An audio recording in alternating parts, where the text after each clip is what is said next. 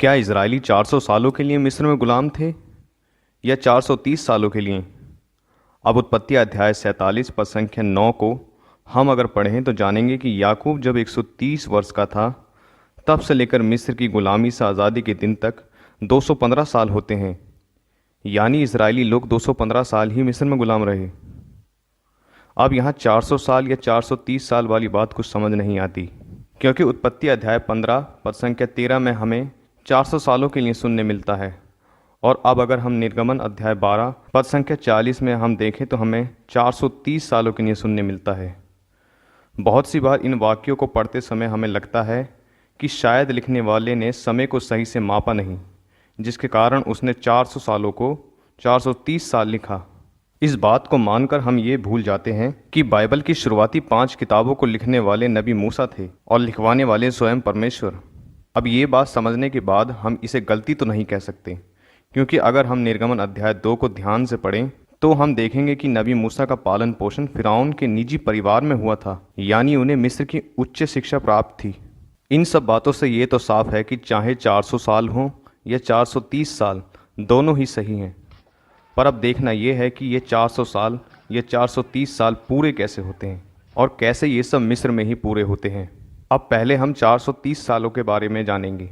अब उत्पत्ति अध्याय 12 में परमेश्वर इब्राहिम से प्रतिज्ञा करते हैं, जिसके फलस्वरूप इब्राहिम अपने पिता का घर छोड़कर उस देश जाने को तैयार हैं जो ईश्वर उसे दिखाएंगे, यानी प्रतिज्ञा देश, जहां इसराइलियों को भी जाना है, पर 430 साल बाद। अब उत्पत्ति अध्याय 15 पद संख्या 13 में परमेश्वर अब्राहम को 400 साल गुलामी के विषय में बताते हैं। इन दोनों घटनाओं के दौरान अब्राहम की उम्र 75 साल की थी। इसीलिए अब जब प्रतिज्ञा अब्राहम से की गई है तो हमें 430 सालों को भी अब्राहम, जो कि 75 साल के हैं, से मूसा की 80 साल की अवस्था तक गिनना होगा, क्योंकि निर्गमन अध्याय 12 पद संख्या 41 में हम पढ़ते हैं कि जिस दिन ये 430 वर्ष समाप्त हुए उसी दिन प्रभु की समस्त प्रजा मिस्र से निकल गई। आगे बात करने से पहले मैं आपको बताना चाहूँगा कि अब्राहम और इसहाक अपने पूरे जीवन कनान और उसके आसपास के इलाके में प्रवासियों की तरह रहे।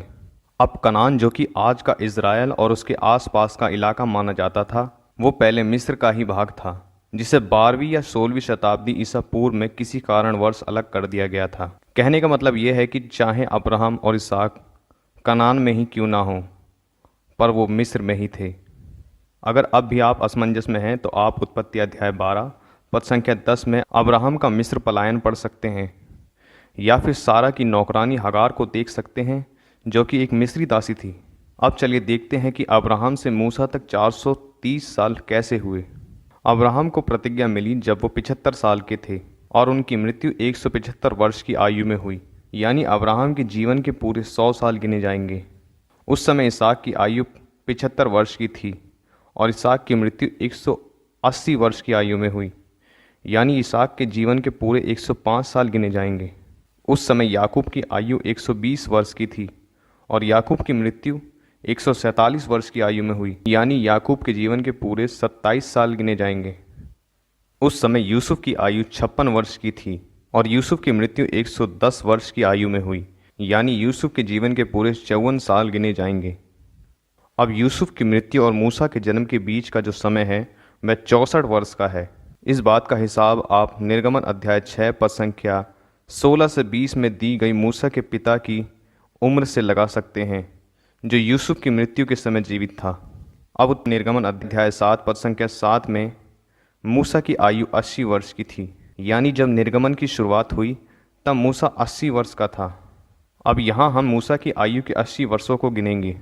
अब यहाँ अब्राहम से लेकर मूसा तक के निकाले गए सालों को गिने तो ये पूरे 430 साल होते हैं।